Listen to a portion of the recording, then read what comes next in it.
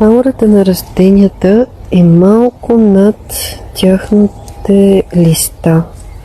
Ако хората имаме голяма аура, колкото разтворените ни ръце, тази при растенията е малко над листата им. Затова е хубаво да галим своите растения, да им показваме, че се грижим за тях, да проверяваме така дали се чувстват добре и те ще ни отвърнат с много любов.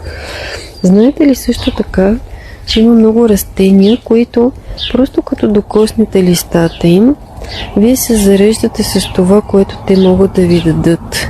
Има растения, които се раждат и могат да ви помогнат да подобрите своето здраве. Има други, които ви помагат да подобрите своето поведение. То да бъде такова, че да е съобразено с вашата природа. Има други, които могат дори да ви излекуват от рак.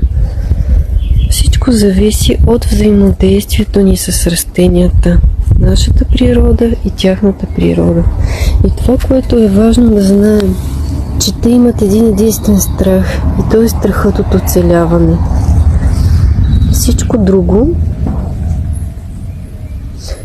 е просто живот за нас, живот, в който искат ние да бъдем техни приятели и да взаимодействаме с тях. Обичайте ги.